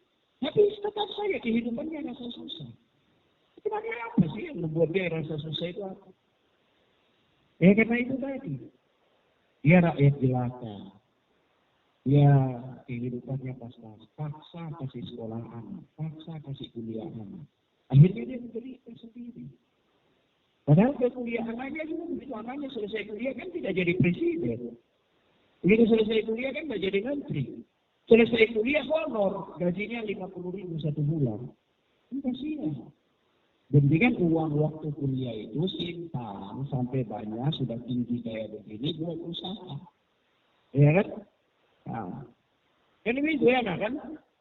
Nah ini kembali kepada peradaban. Gaya hidup. Kembali kepada gaya hidup. Nah, baik. Kemudian apa kata Rasulullah sallallahu alaihi wasallam? Wa aslih li akhirati allati ilaihi ma'adi. Ya Allah, perbaikilah akhiratku, karena akhirat itu adalah tempat kembaliku. Waj'alil hayata ziyadatan li fi kulli khairin. Dan jadilah kehidupanku ini sebagai penambah kebaikan bagiku. Insyaallah ya. Ada orang hidup itu tidak berguna. Badan besar, makan banyak, ular kecil begini takut. Ya kasihan. Ya, harus bikin repot satu kampung. Kan kasihan. Ada orang hidupnya tuh masalah, tidak berguna, cuma makan minum gitu aja. Ya kan kasihan. Maka apa? Di sini Rasulullah SAW berdoa supaya kehidupan itu menambah kebaikan. Jangan kita hidup tidak berguna, kasihan. Ya, satu besar hidup tidak berguna kan kasihan. Jadi kehidupan ini menambah kebaikan begitu. Dari hari ke hari itu ada kebaikan yang antum lakukan. Begitu. Jangan hidup monoton saja. Hidup cuma makan, tidur, makan, tidur, makan, tidur. Sudah kayak begitu main HP lagi banyak. Kasihan. Ya, tapi apa? Hidup itu berguna. Hari ini ada hal yang bermanfaat. Ya minimal amalan lah, ibadah lah, apa gitu. Hal-hal yang bermanfaat untuk orang. Jadi kehidupan dunia ini penambah kebaikan. Kalau kehidupan dunia menambah kebaikan itu bagus. Semakin antum umur panjang semakin bagus, ya kan? Tapi kalau kehidupan ini tidak berguna untuk apa? Antum hidup lama-lama di dunia. Tidak ada guna. Tidak ada guna. Baik. Maka dari itu apa Rasulullah SAW bersabda di sini, waj'alil hayata ziyadatan li kulli khairin. Ya Allah, jadilah kehidupan dunia ini, kehidupanku ini penambah kebaikan bagiku. Waj'alil mauta rahatan li min kulli syarrin. Kenapa? Jadikanlah kematianku sebagai peristirahatanku dari segala keburukan. Jadi orang-orang mati sudah selesai semua cerita tentang keburukan. Tapi ada orang itu yang sudah mati, dia tidak istirahat dari keburukan. Kenapa? Karena dia ahli bid'ah, mengajarkan keburukan, mengajarkan orang lain kepada kemaksiatan. Begitu dia mati, dia dapat transfer pahala, transfer amalan keburukan terus-menerus. Jadi dia tidak istirahat. Tidak istirahat dari keburukan. Kasihan. Ya, dia sudah mati tapi dia tidak istirahat dari keburukan. Bahkan kita itu berdoa, kematian itu sudahlah istirahat dari segala macam keburukan. Artinya kan kita tidak beramal lagi. Yang kita harapkan itu kita dapatkan amalan-amalan kebaikan dari kebaikan-kebaikan yang kita tanam dan kita kerjakan di dunia. Tapi ada orang ketika dia sudah mati dia tidak istirahat dari keburukan. Justru dia dapat keburukan terus-menerus. Ahli bid'ah mengajarkan orang kepada keburukan, kepada kebid'ahan. Orang beramal dengan keburukan terus dia dapat dosa jariyah. Dapat dosa jariyah. Kasihan. Sudah mati tidak istirahat dari keburukan. Ada juga orang sudah mati kejelekan yang tetap dibicarakan. Kerusakan-kerusakan. Kasihan orang ini tidak istirahat. Ya, jasadnya sudah istirahat dari kehidupan dunia, tetapi dianya tidak istirahat dari kejelekan dunia. Ya, maka Rasulullah di sini berdoa kalau bisa. Ya, maka kita berdoa kalau bisa kematian kita itu sudahlah istirahat dari segala macam keburukan. Yang ada hanyalah kebaikan-kebaikan saja yang kita harapkan. Maka dari itu kembali kepada bagaimana seseorang beramal dalam kehidupannya. Subhanallah, semua tanah, iya. Kaget anak, 3 hari angkat. Ini. Selanjutnya berkata Al-Hafidh Ibn Hajar As-Qalani rahimahullah wa rahimahullah wa an Anas bin Malik radhiyallahu ta'ala anhu qala.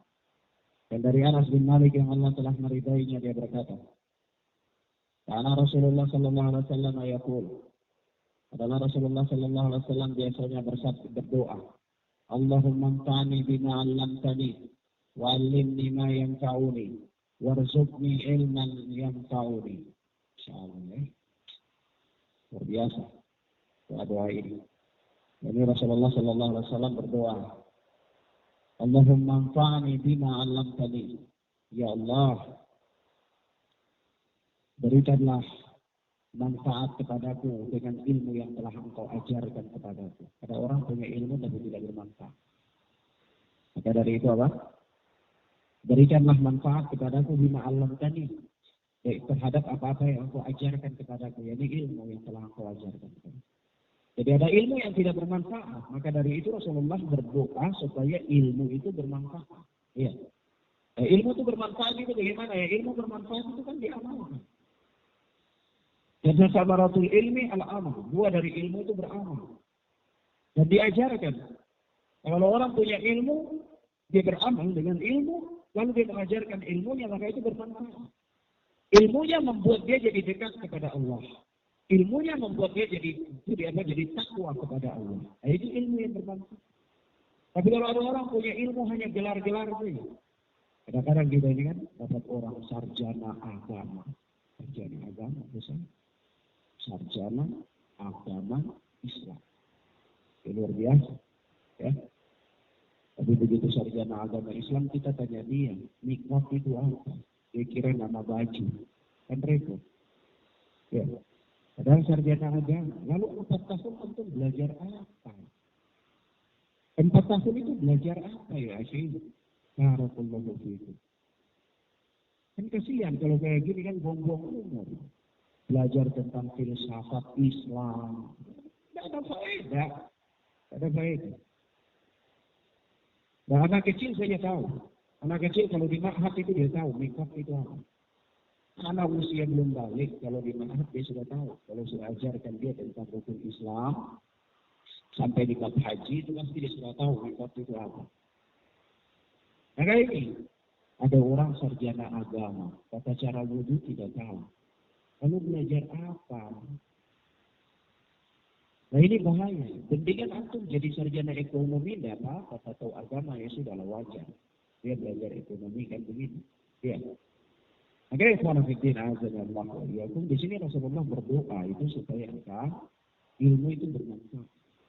Allahumma yanfa'ni bima 'allamtani. Ya Allah, berikanlah manfaat kepadaku dari apa-apa ya, dari ilmu yang telah Engkau ajarkan kepadaku. Jadi begini, ilmu itu dia bermanfaat itu kan dengan beberapa hal. Pertama, ilmu itu diamalkan. Yang kedua, ilmu itu diajarkan. Yang ketiga, bersabar dalam mengajarkan ilmu. Sabar, ajar ilmu ini sabar ya Tuhan. Ya kalau orang tidak bersabar, dia tidak mau ngajar. Dia tidak mau ngajar. Ada orang datang malas-malas, ya. Gurunya semangat sampai suaranya sakit, dianya santai, slow. Gitu kan? Masya Allah. Ya sabar, itu sabar. Gurunya harus sabar.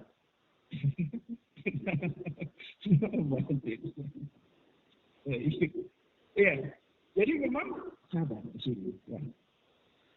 Makanya salah bina azanya Allah. Ini semua yang bermanfaat. Sampai-sampai ya Allah. Suatu ketika kan Imam Malik ini terlalu rajin ngajar Imam Malik. Jadi Imam Malik itu ngajar. Jadi ada temannya protes. Orang protes. Tulis surat kepada Imam Malik. Tulis surat kepada Imam Malik itu apa isinya? Singkatnya. Karena Anda harus jelaskan panjang lebar. Jadi singkatnya begini.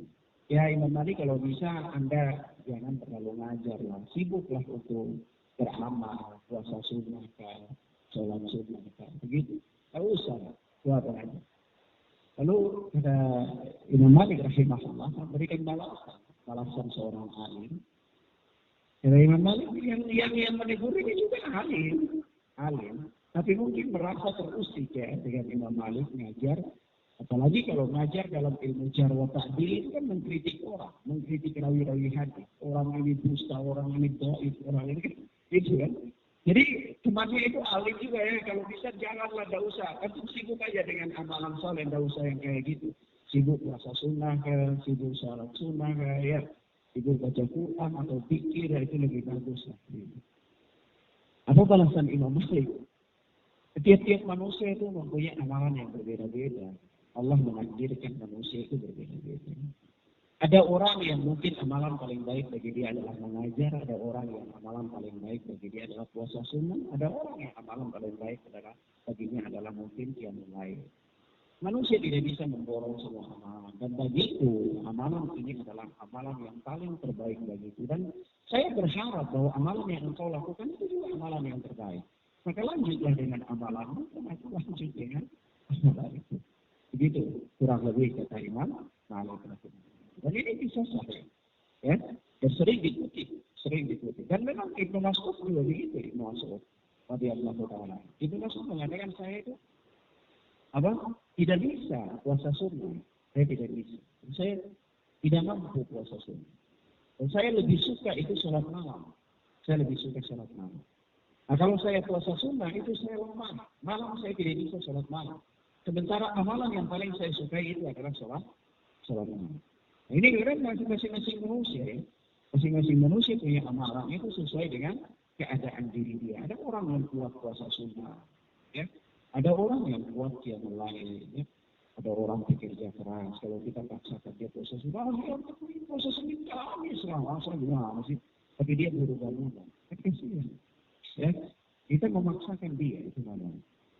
Tapi kalau misalnya ada orang dia rajin bergadang di malam hari dengan HP, kita ya sisihkan waktu itu untuk qiyamul lail. Kan mumpung antum sudah bergadang dengan HP daripada bergadang percuma.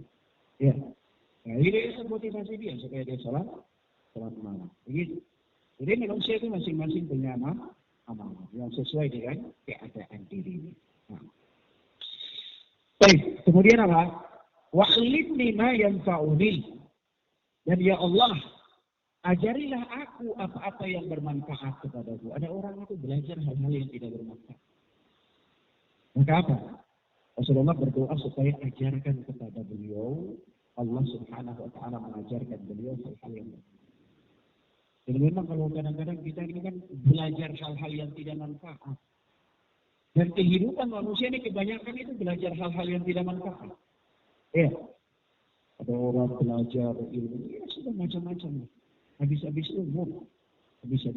Belajar hal yang tidak manfaat. Dia belajar 4 tahun, 5 tahun, selesai belajar tidak bermanfaat intinya. Tidak terpakai. Ya. Coba ada orang belajar. Belajar itu ekonomi perbankan. Belajar ekonomi perbankan, pulang 4 tahun lulus, pulang ke kampung, tanam cini. Ilmunya berguna nggak? Ya berguna. Lalu untuk apa belajar 4 tahun ekonomi perbankan? Kalau pulang untuk tanam cabai, ya, mendingan 4 tahun tanam cabai sudah kaya, ya, sudah dapat uang banyak dan begitu. Jadi kadang-kadang kita itu sibuk dengan ilmu-ilmu yang tidak bermanfaat. Sibuk dengan apa? Ilmu yang tidak bermanfaat. Maka dari itu anak katakan dalam bab ini gunakan skala prioritas. Umur kita ini pendek saja. Kalau semua harus kita lakukan itu kita belum kesampaian sudah meninggal. Maka dari itu apa? Gunakan skala prioritas. Apa yang paling prioritas bagi kita? Begitu. Jadi kalau antum itu prioritasnya apa itu antum fokus karena kehidupan ini banyak sekali opsinya terlalu banyak. Kalau antum harus borong semua opsi kan kasihan. Semuanya tidak akan pernah selesai. Sementara umur antum ini tetap berjalan, ya. Belum lagi sebentar Ya'juj dan Ma'juj keluar. Belum lagi Dajjal, ya, tanda-tanda kiamat. Kan kasihan, antum punya opsi-opsi semuanya buyar. Ya, tapi fokus kepada salah satu opsi saja. Prioritas, gunakan apa? Skala prioritas. Ada orang belajar ilmu-ilmu tidak bermanfaat, banyak ilmu tidak bermanfaat, ilmu mawe, ini macam-macam. Ya. Ini tidak bermanfaat. Ilmu tikar, ilmu macam-macam. Kasih habis uang banyak-banyak, kasih bawa rokok, bawa ayam, bawa gula, bawa kopi dulu siang malam di atas tikar dengan lampu pelita. Tidak bermanfaat ilmu ini. Ya. Belajar tentang apa Muhammad itu, apa huruf B, huruf A. Ya. Di dalam tubuh manusia ini ada apa, ya, huruf apa, sholat di huruf apa, dan maghrib itu cahaya apa, isya cahaya apa, kamu sholat itu imammu siapa. Tidak bermanfaat. Ilmu yang tidak bermanfaat. Ya, gitu. Maka Rasulullah Shallallahu Alaihi Wasallam itu berdoa supaya Allah mengajarkan ilmu yang manfaat saja, ilmu yang manfaat saja. Warzuqni ilman yanfa'uni. Masya Allah ya. Kenapa? Karuniakanlah kepadaku ilmu yang bermanfaat bagiku. Jadi ilmu ini punya kedudukan yang tinggi. Ilmu itu punya kedudukan yang tinggi. Maka dari itu Rasulullah berdoa ini insya Allah ya. Kalau kita cermati doa ini dari awal sampai akhir ini tentang ilmu saja. Ya. Yaitu apa? Allahumma anfa'ni bima 'allamtani ya Allah. Berikanlah manfaat kepadaku terhadap ilmu yang engkau ajarkan kepadaku. Wa 'allamni ma yanfa'uni, dan ajarilah aku ilmu yang bermanfaat bagiku. Warzuqni ilman yanfa'uni, dan karuniakanlah kepadaku ilmu yang bermanfaat. Kembali kepada ilmu saja. Karena memang ilmu adalah penuntun hidup seseorang. Ilmu itu penuntun hidup.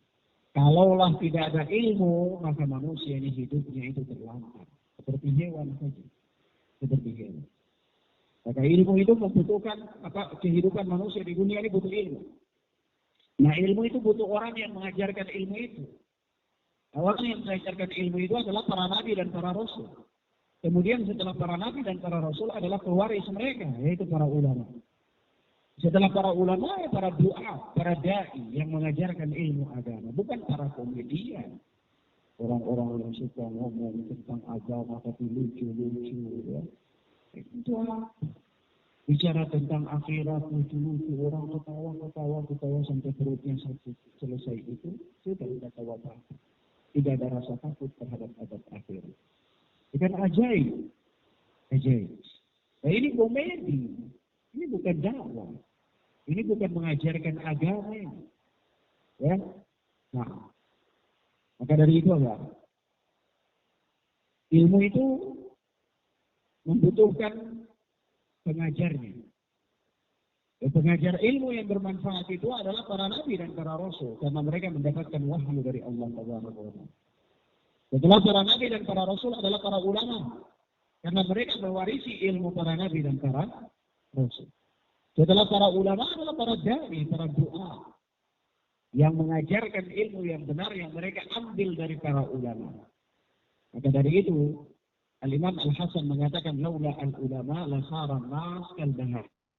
Kalau saja tidak ada ulama maka manusia ini seperti hewan ternak. Manusia seperti hewan ternak. Maksudnya apa? Ya hidupnya cuma makan tidur. Coba antum lihat sapi itu kira-kira hidupnya apa sapi-sapi. Ya. Tapi itu hidupnya makan tidur saja. Kambing hidupnya makan tidur. Nah kalau manusia tidak ada ulama ya hidupnya cuma begitu. Tetapi kalau ada ulama, maka ulama membimbing dia apa arti kehidupan ini dan apa tujuan daripada dia hidup. Kan begitu. Bagaimana cara dia mendekatkan diri kepada Allah, Tabaraka wa Ta'ala dan seterusnya. Nah, demikian ikhwan fillah azza wa jalla. Ini beberapa hal yang bisa kita sampaikan pada kesempatan ini, sebenarnya bisa kita tamatkan. Tapi kita cukupkan sampai di sini karena anak kitab Bulughul Maram ini ada harinya. Ya. Tapi sehari sembarang. Ini malah pada malam Ahad ya. Insya Allah malam Senin kita tamatkan Bulughul Maram supaya kita ada acara makan. Insya Allah Ta'ala. Jadi kita cukupkan sampai di sini. Sisakan hadis. Poin 4 hadisnya. Sisakan 3 hadis supaya ganti. Selanjutnya berkata Al-Hafidz Ibn Hajar As-Asqalani rahimahullah wa Tirmidzi min hadits Abi Hurairah radhiyallahu ta'ala anhu nahwu. Dan bagi Imam Tirmidzi dari hadis Abu Hurairah seperti di atas juga seperti hadis Anas bin Malik. Wa qala fi akhirih, dan Nabi berdoa di akhir daripada kalimat tersebut, wazidni ilman walhamdulillahi ala kulli halin wa a'udzu billahi min hali ahlin nar. Itu apa? Kata Rasulullah sallallahu alaihi wasallam dalam doa beliau ini ada tambahan ya. Jadi kalau dalam riwayat Tirmidzi ini ada tambahan. Jadi pertama itu Allahumma anfa'ni. Kalau dalam riwayat Al-Imam An-Nasa'i dan Al-Imam Al-Hakim ini sahih ya. Riwayat Imam Al-Hakim dan An-Nasa'i dalam riwayat Anas bin Malik itu riwayat sahih. Hadisnya sahih. Itu Allahumma anfa'ni bima 'allamtani wa 'allimni ma yanfa'uni warzuqni ilman yanfa'uni. Ya Allah, berikanlah kepadaku manfaat. Ya Allah, berilah manfaat kepadaku dari ilmu yang Kau ajarkan kepadaku. Wa 'allimni ma yanfa'uni, dan ajarilah aku ilmu yang bermanfaat. Warzuqni ilman yanfa'uni, dan karuniakanlah kepadaku ilmu yang bermanfaat. Lalu ada tambahan kalau dalam riwayat Tirmidzi. Riwayat Tirmidzi ini juga sahih dari Abu Hurairah. Yaitu ada tambahannya, wazidni ilman, dan tambahkanlah kepadaku ilmu. Walhamdulillahi ala kulli hal, dan segala puji bagi Allah dalam setiap keadaan. Wa a'udzu billahi min hali ahli nar, dan aku berlindung kepada Allah dari keadaan penghuni neraka. Kata Al-Hafidz wa isnaduhu hasan. Sanadnya adalah hasan. Tetapi sanad hadis ini sahih ya. Sanad hadis ini sahih. Disahihkan oleh Al-Alama Al-Albani rahimahullah. Wallahu a'lam bishawab. Kita sisakan 3 hadis untuk pertemuan berikutnya bismillah. Mudah-mudahan ada rezeki supaya besok kita bisa makan nasi kuning atau kita bisa potong ayam. Wallahu ta'ala a'lam bishawab. Hadanallahu wa iyyakum wa barakallahu fikum. Allahumma inni as'aluka bi'anni annaka Allahu la ilaha illa anta al-ahadus samad alladzi lam yalid wa lam yulad wa lam yakul lahu kufuwan ahad. Allahumma yassir li wa la tu'assir alayna. Allahumma barik li fima a'tayt. Allahumma inna nas'aluka rizqan thayyiban wa ilman nafi'an wa 'amalan mutaqabbala. Allahumma inna nas'aluka al-huda wat-tuqa wal-'afaf wal-ghina. Allahumma yassir lana wa la tu'assir alayna. Allahumma aslih ahwalana wa ahwal al-muslimina fi kulli makan. Allahumma atina fid dunya hasanah wa fil akhirati hasanah wa qina 'adzabannar. Walhamdulillahi rabbil alamin. Subhanakallahumma bihamdika asyhadu an la ilaha illa anta astaghfiruka wa atubu ilaik. Assalamualaikum warahmatullahi wabarakatuh. Waalaikumsalam warahmatullahi wabarakatuh.